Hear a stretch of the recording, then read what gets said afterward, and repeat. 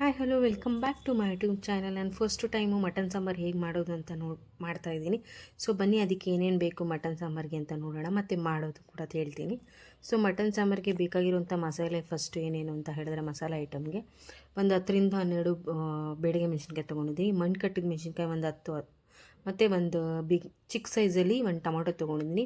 2 medium ಸೈಜಲ್ಲಿ ಈರುಳ್ಳಿನ ತೊಗೊಂಡು ಉದ್ದಕ್ಕೆ ಕಟ್ ಮಾಡಿ ಇಟ್ಕೊಂಡಿದ್ದೀನಿ. ಮತ್ತು ಒಂದು ಕೈ ಹಿಡಿಯೋಷ್ಟು ಆಗೋಷ್ಟು ಧನಿಯಾನ ತೊಗೊಂಡಿದ್ದೀನಿ. ನಾನು ಯಾವುದೂ ಇಲ್ಲಿ ಮಸಾಲೆ ಪೌಡರ್ನ ಹಾಕ್ತಾಯಿಲ್ಲ, ನಾನೇ ಮಸಾಲೆ ಪೌಡರ್ನ ರೆಡಿ ಮಾಡ್ಕೊಳ್ತಾ ಇದ್ದೀನಿ. ಸೊ ಅದಾದಮೇಲೆ ಅದನ್ನು ಚೆನ್ನಾಗಿ ಎಣ್ಣೆಯಲ್ಲಿ ಹುರ್ಕೋಬೇಕು. ಕಾಣಿಸ್ತಿದೆಯಲ್ಲ ನಿಮಗೆ, ಅದು ಕ್ಲಿಪ್ಪಿಂಗ್ ಕೂಡ ನಾನು ಇಲ್ಲ ಹಾಕಿದ್ದೀನಿ. ಅದು ಹುರ್ಕೊಂಡು ಬರೋ ಅಷ್ಟರಲ್ಲಿ ಮಟನ್ನ ಸ್ವಲ್ಪ ಹುರ್ಕೊಂಬರೋಣ ಅಂದ್ಬಿಟ್ಟು ಎಣ್ಣೆ, ಸ್ವಲ್ಪ ಉಪ್ಪು, ಅರಿಶಿನ ಪುಡಿನ ಹಾಕಿ ಹುರಿಯೋಕೆ ಇಟ್ಟಿದ್ವಿ. ಮಟನಲ್ಲಿ ನೀರಿನ ಅಂಶ ಜಾಸ್ತಿ ಇರೋದ್ರಿಂದ ಅದು ನೀರು ಬಿಡೋವರೆಗೂ ಸ್ವಲ್ಪ ಮಟನ್ನ ನಾವು ಫ್ರೈ ಮಾಡ್ಕೋಬೇಕಾಗತ್ತೆ. ಸೊ ಅದಾದಮೇಲೆ ಮಸಾಲೆನ ರೆಡಿ ಮಾಡ್ಕೊಂಬಂದಿದ್ದೀನಿ. ಮೆಣಸಿನ್ಕಾಯಿ, ಬ್ಯಾಡಗೆ ಮೆಣಸಿನ್ಕಾಯಿ, ಮತ್ತು ಟೊಮೊಟೊ, ಈರುಳ್ಳಿ, ಧನಿಯಾ ಎಲ್ಲ ಇತ್ತಲ್ಲ, ಅದನ್ನು ಆಲ್ರೆಡಿ ನಾನು ಪೇಸ್ಟ್ ಮಾಡಿ ಇಲ್ಲಿ ಇಟ್ಕೊಂಡಿದ್ದೀನಿ.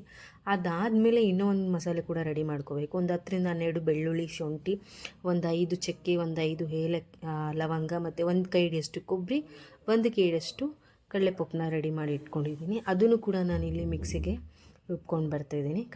ಇದಿಷ್ಟು ಇನ್ನೊಂದು ಮಸಾಲೆ ರೆಡಿ ಮಾಡ್ಕೊಂಡು ಬಂದಿದ್ದು. ಸೊ ಅದಾದಮೇಲೆ 2 ಮಸಾಲೆನೂ ಕೂಡ ನಾನು ಇಲ್ಲಿ ಹಾಕ್ತಾಯಿದ್ದೀನಿ. ನೋಡಿ, ಆಲ್ರೆಡಿ ನಾನು ಮಟನ್ ಫ್ರೈ ಮಾಡೋಕ್ಕೆ ಇಟ್ಟಿದ್ದೆ, ಸ್ವಲ್ಪ ನೀರಿನ ಅಂಶ ಎಲ್ಲ ಕರಗಿತ್ತು.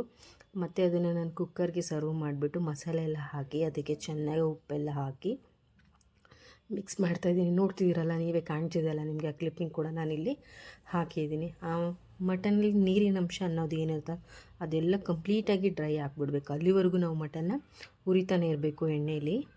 ಸೊ ಆಲ್ರೆಡಿ ನಾನು ಅದೆಲ್ಲ ಆಗಿದೆ ಪ್ರೊಸೀಜರು. ಸೊ ಈಗ ಇಲ್ಲಿ ಕುಕ್ಕರ್ಗೆ ಹಾಕ್ಬಿಟ್ಟು ಮಸಾಲೆ ಇದೆಯಲ್ಲ, ಮಸಾಲೆಯನ್ನು ಹಾಕಿದ್ದೀನಿ.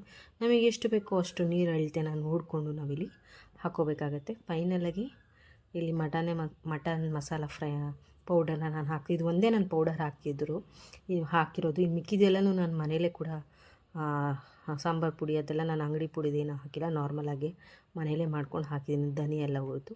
ಸೊ ಫೈನಲಾಗಿ ನಾನು ಕುಕ್ಕರ್ನ ಲೀಟ್ ಮಾಡಿ ಕ್ಲೋಸ್ ಮಾಡ್ತಾಯಿದ್ದೀನಿ. ನಾನು ಯೂಶ್ವಲಿ 10 ವಿಸಿಲ್ ಬಿಡ್ತೀನಿ. ಸೊ ನಿಮ್ಮ ಮನೆಗಳಲ್ಲಿ ಹೇಗೆ ಬಿಡ್ತೀರೋ ಗೊತ್ತಿಲ್ಲ. ಸೊ ಅದಾದಮೇಲೆ ನೋಡಿ, ಫೈನಲಾಗಿ ಮಟನ್ ಸಾಂಬಾರು ರೆಡಿ ಆಯಿತು. ಫಸ್ಟ್ ಟೈಮು ನಾನು ಮಟನ್ ಸಾಂಬಾರನ್ನ ಟ್ರೈ ಮಾಡಿರೋದು. ಸೊ ಕಾಣ್ತಿದ್ದೆಲ್ಲ ಎಷ್ಟು ಚೆನ್ನಾಗಿ ಬಂದಿದೆ ನೋಡಿ, ಮಟನ್ ಸಾಂಬಾರು ತುಂಬಾ ಚೆನ್ನಾಗಿ ಬಂದಿತ್ತು. ಬಟ್ ನಾನು ತಿನ್ನಲ್ಲ, ನಮ್ಮ ಅಪ್ಪ ತಿಂದು ಹೇಳಿದರು ತುಂಬ ಚೆನ್ನಾಗಿದೆ ಅಂತ.